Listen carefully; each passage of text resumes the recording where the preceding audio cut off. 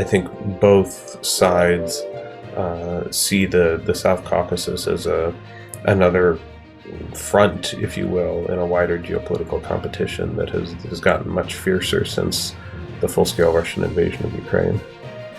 So, in a kind of paradoxical way, I do think that the war in 2020 has opened up new possibilities for overcoming some of the regional fracture that's affected the region since the collapse of the Soviet Union. And that, of course, requires a political settlement of the issues surrounding Nagorno-Karabakh. All sides have said in principle that this is what they want. Azerbaijan right now is won a military victory. I think recognizes that the balance of power has shifted in its favor, and that the outside players that matter are not willing to put a lot of pressure on it.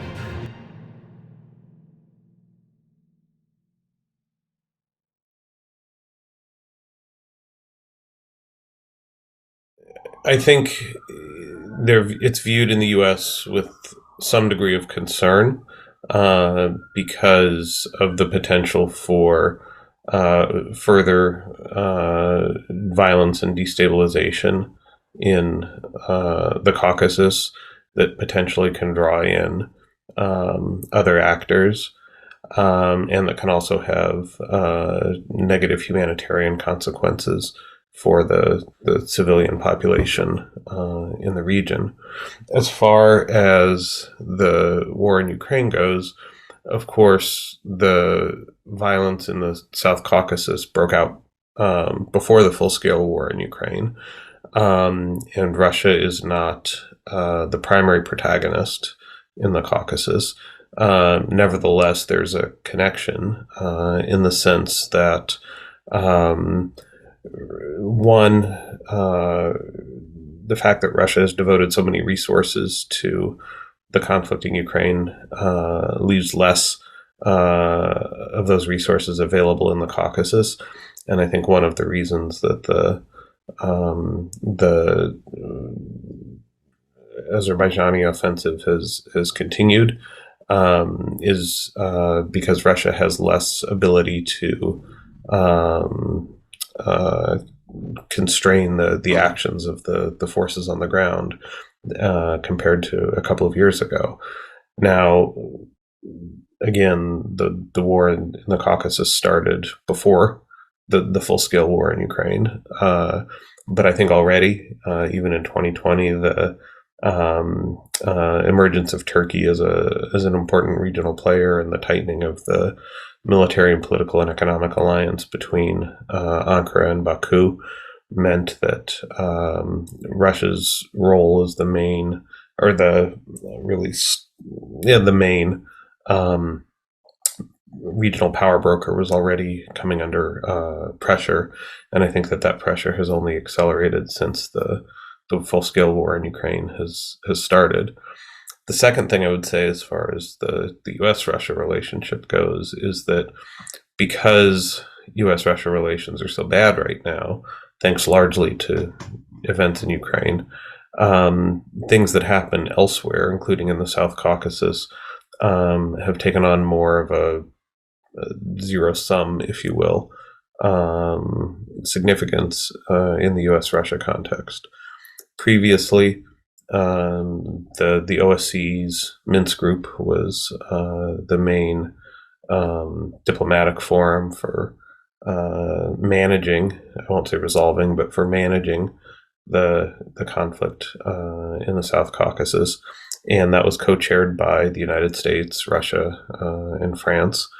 Those three countries had their own reasons for participating in that process, but they all sought at least to prevent the fighting from flaring up again.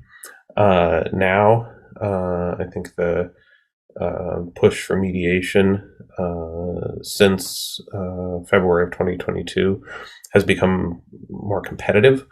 The U.S. and in tandem with the Europeans has been more visible as a mediator, and that has gone over badly in Moscow. And so Moscow is also trying to now, in its own capacity, take on a mediating role.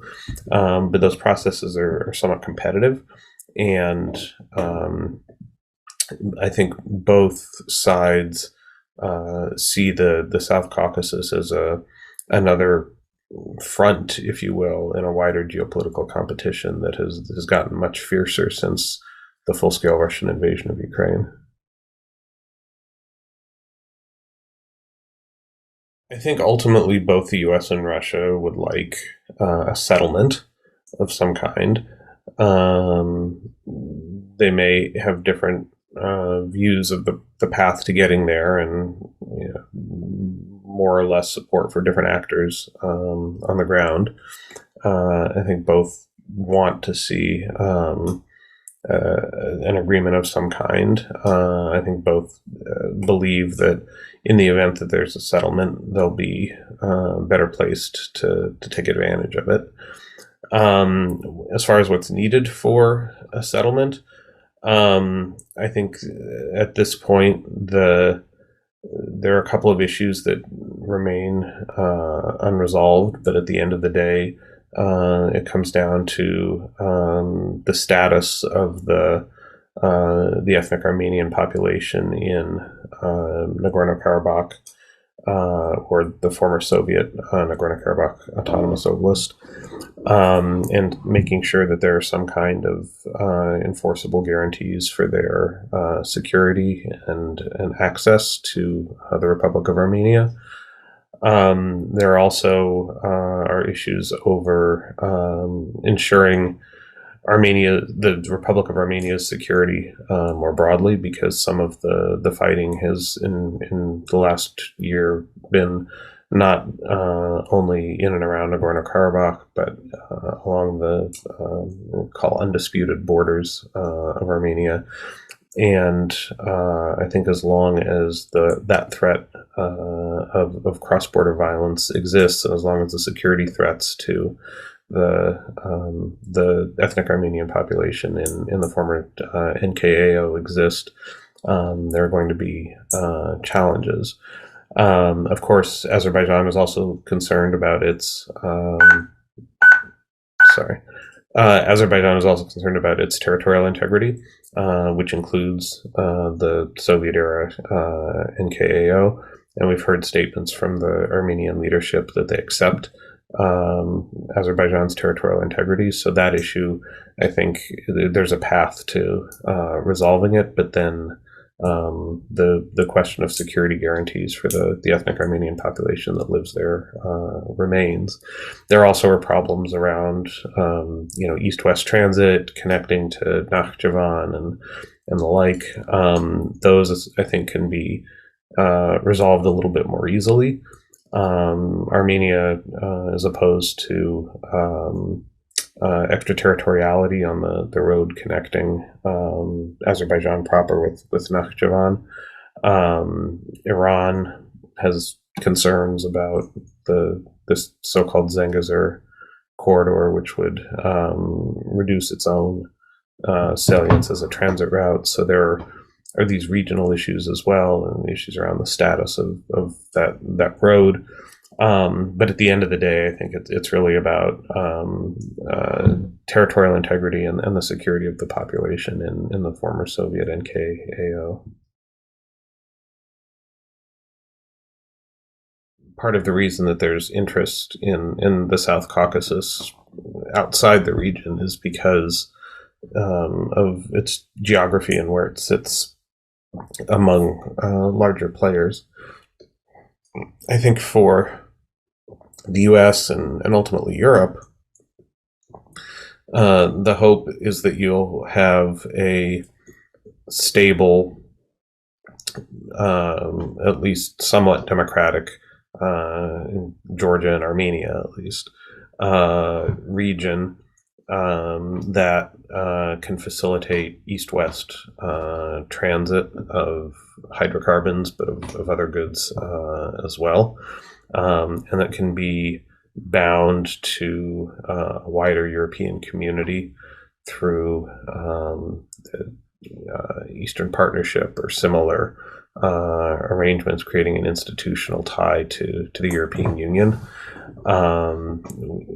Last year, the EU Commissioner von der Leyen signed an energy agreement with President Aliyev, and the EU and its member states see the South Caucasus as critical for reducing their dependence on Russian energy, which has been one of the biggest shifts since the outbreak of the full-scale war in Ukraine. And that's very fundamental to what their vision of the region in the future looks like. I think for Russia, of course, it's a different picture. I think Russia wants to limit the interest of these three states in integrating with or deepening their ties to the European Union.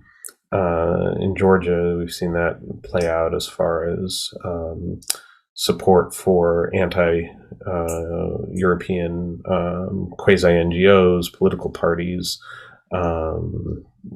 various other kinds of organizations.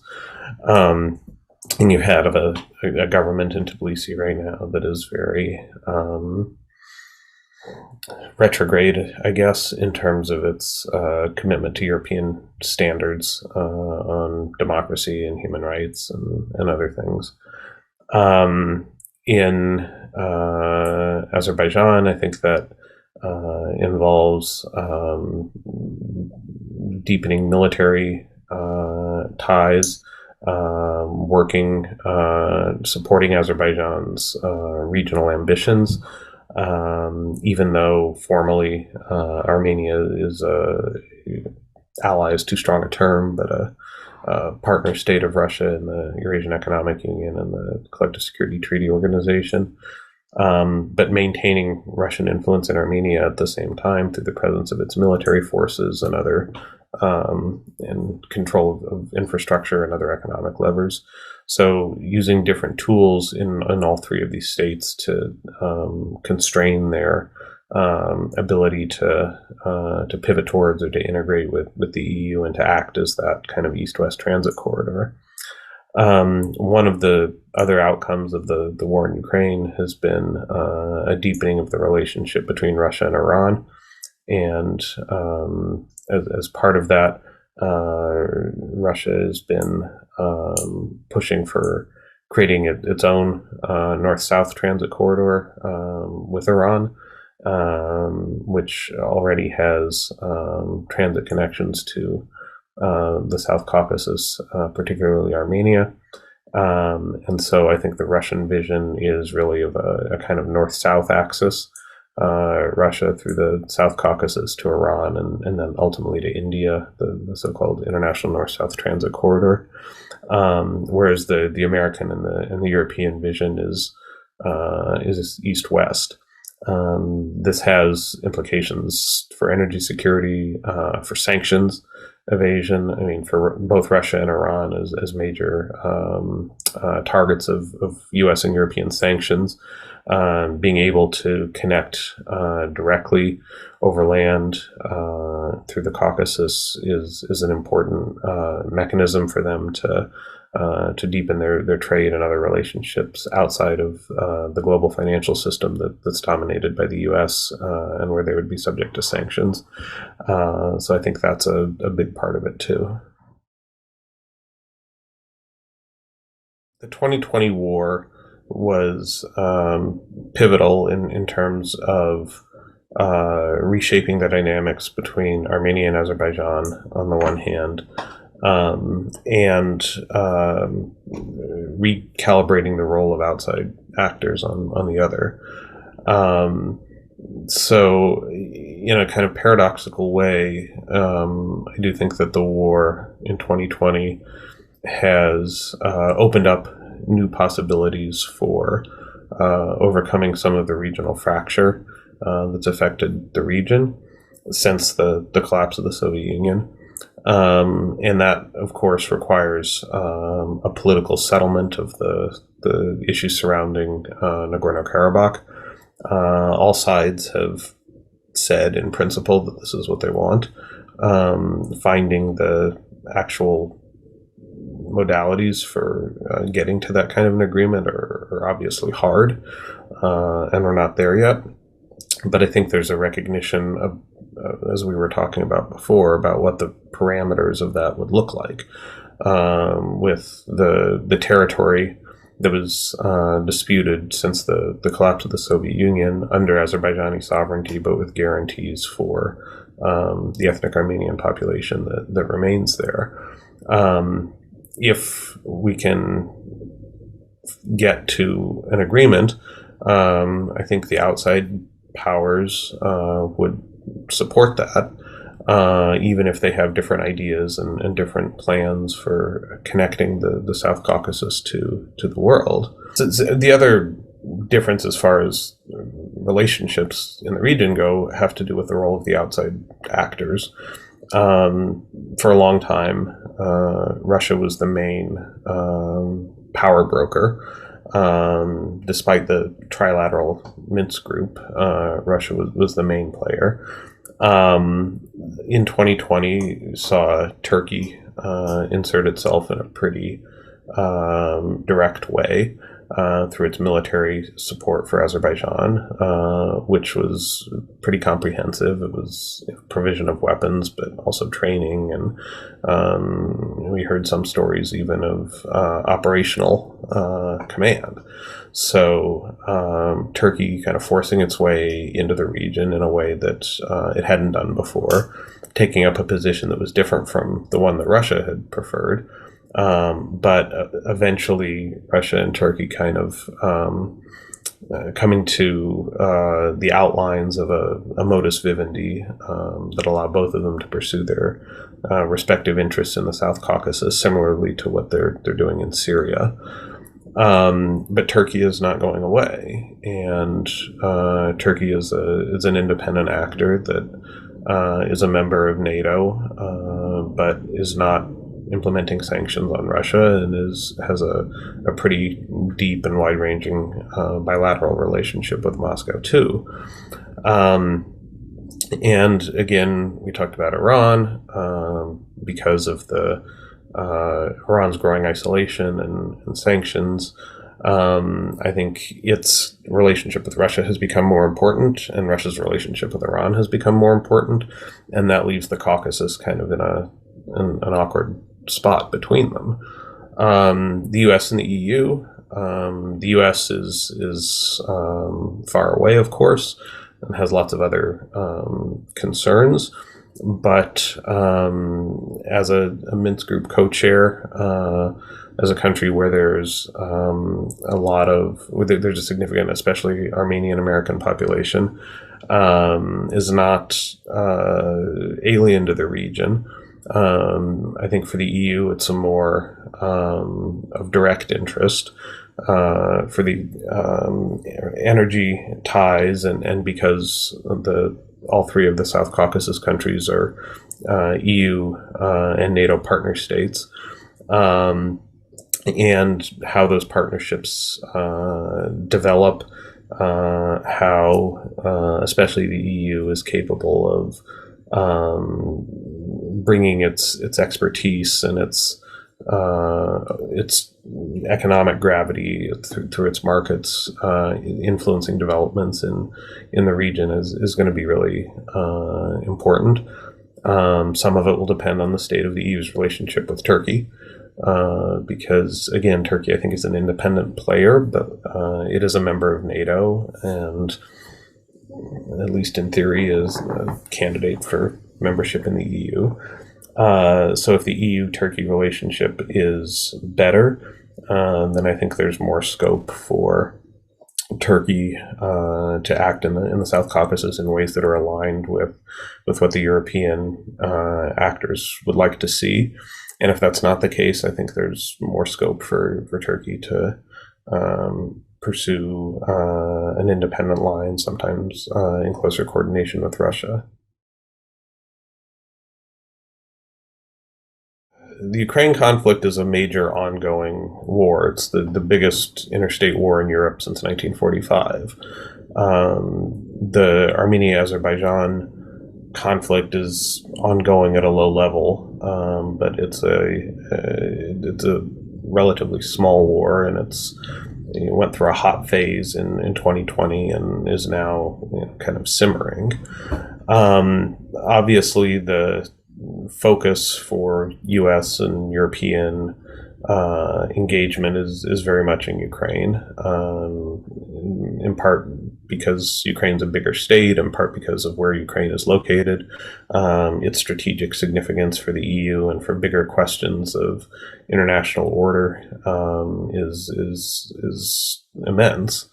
And I think Russia views it in similar terms. So Ukraine has become, I am not one of those people who will not refer to it as a proxy war.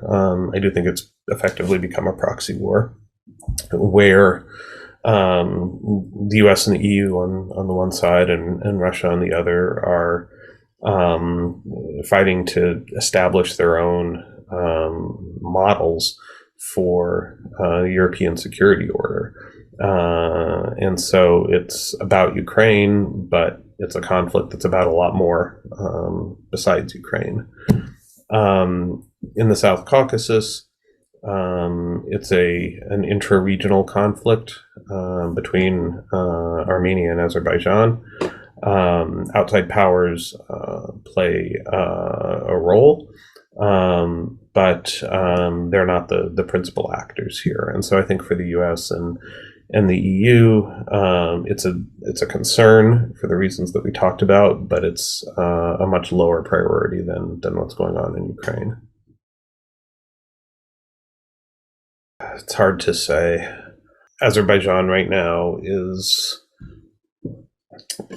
won a military victory. I think recognizes that the balance of power has shifted in its favor, and that the outside players that matter are not willing to put a lot of pressure on it. Turkey, because Azerbaijan is an ally. Russia, because it's perfectly happy to play off Armenia and Azerbaijan against one another. Europe, because it, as it said, is seeking to diversify its dependence on Russian energy, and Azerbaijan plays a big role in that. And the United States, because it's just not a major priority, and the U.S. is not going to go against the Europeans on this issue. So I think the international conjunction of states or actors who would put pressure on Baku is not very strong right now. Of course, that could change at some point, and I think that there's obviously some sense in which things like ICJ rulings need to be enforced, or there needs to be some effort to show that they're being enforced just to maintain the legitimacy of the ICJ as an institution. So I think you may see, some actions around the margins, but at the end of the day, none of the big players is inclined to pick a fight with Baku right now.